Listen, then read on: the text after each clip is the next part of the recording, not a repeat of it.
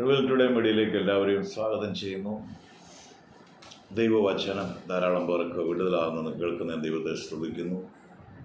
Philip ലേഖനം 2-ാം അധ്യായത്തിൽ ഇങ്ങനെ ഒരു വാക്കുണ്ട്: യേശുവിൻ്റെ നാമത്തിൽ എല്ലാ മുട്ടുകളും മുഴങ്കാലുകളും യേശുവിൻ്റെ നാമത്തിൽ മടങ്ങും.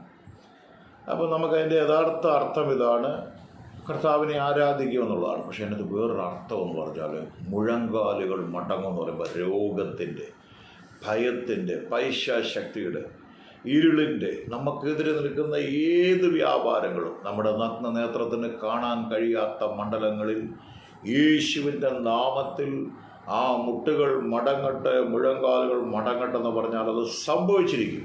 എപ്പോൾ സംഭവിക്കും?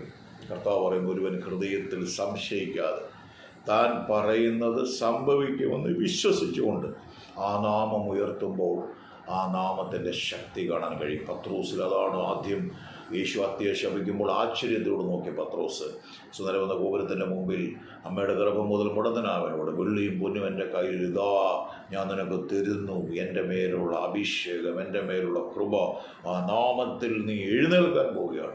അപ്പോൾ ആ മുട്ടുകൾ മുഴങ്കാലുകൾ മടങ്ങെന്ന് പറയുമ്പോൾ ആ നാമത്തിൽ എല്ലാം കീഴടങ്ങിയേ മതിയാവൂ. കണ്ടഭാരങ്ങൾ കീഴടങ്ങിയേ മതിയാവൂ. പാപശക്തികൾ കീഴടങ്ങിയേ മതിയാവൂ.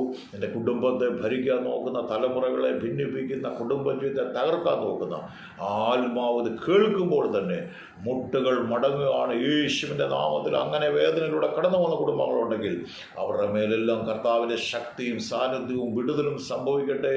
ജനം സ്വതന്ത്രമാകട്ടെ. ആമീൻ. നിങ്ങൾക്ക് ഇത് അനുഗ്രഹമാണെങ്കിൽ ഇത് നിങ്ങൾ ഷെയർ ചെയ്യാനും സബ്സ്ക്രൈബ് ചെയ്യാനും മറക്കല്ല. ദൈവം അനുഗ്രഹിക്കട്ടെ.